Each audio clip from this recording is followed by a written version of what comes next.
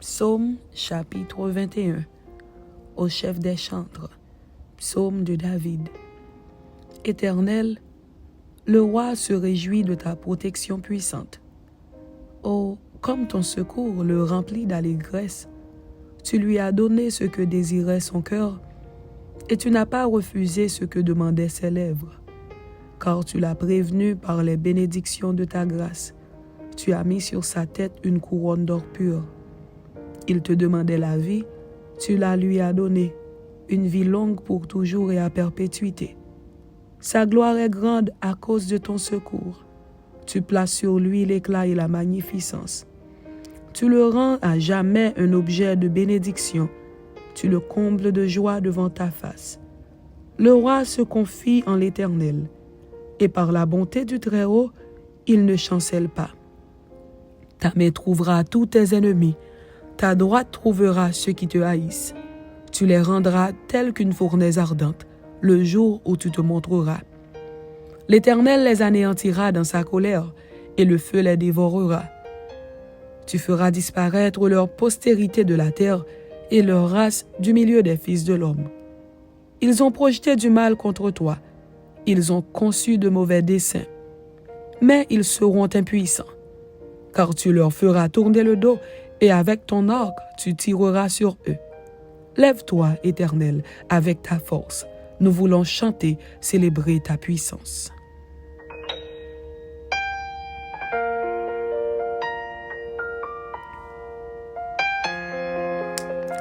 Psaume chapitre 22. Au chef des chantres, sur Biche de l'aurore. Psaume de David. Mon Dieu, pourquoi m'as-tu abandonné? Et t'éloignes-tu sans me secourir, sans écouter mes plaintes?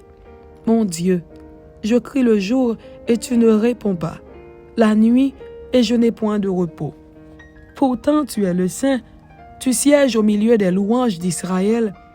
En toi se confiaient nos pères, ils se confiaient et tu les délivrais. Ils criaient à toi et ils étaient sauvés. Ils se confiaient en toi et ils n'étaient point confus. Et moi, je suis un ver et non un homme, l'opprobre des hommes et le méprisé du peuple. Tous ceux qui me voient se moquent de moi.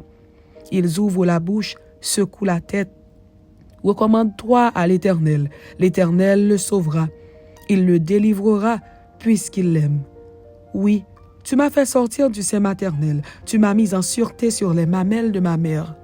Dès le sein maternel, j'ai été sous ta garde. Dès le ventre de ma mère, tu as été mon Dieu. Ne t'éloigne pas de moi quand la détresse est proche, quand personne ne vient à mon secours. De nombreux taureaux sont autour de moi, des taureaux de Basan m'environnent. Ils ouvrent contre moi leur gueule, semblables aux lions qui déchirent et rugit.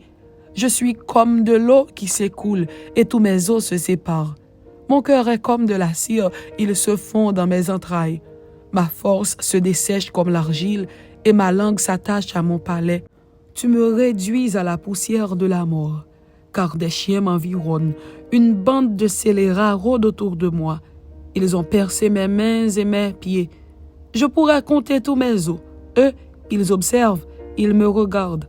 Ils se partagent mes vêtements. Ils tirent au sort ma tunique. Et toi, Éternel, ne t'éloigne pas. Toi qui es ma force, viens en hâte à mon secours. Protège mon âme contre le glaive, ma vie contre le pouvoir des chiens. Sauve-moi de la gueule du lion, délivre-moi des cornes du buffle. Je publierai ton nom parmi mes frères, je te célébrerai au milieu de l'assemblée. Vous qui craignez l'Éternel, louez-le. Vous tous, postérité de Jacob, glorifiez-le. Tremblez devant lui, vous tous, postérité d'Israël.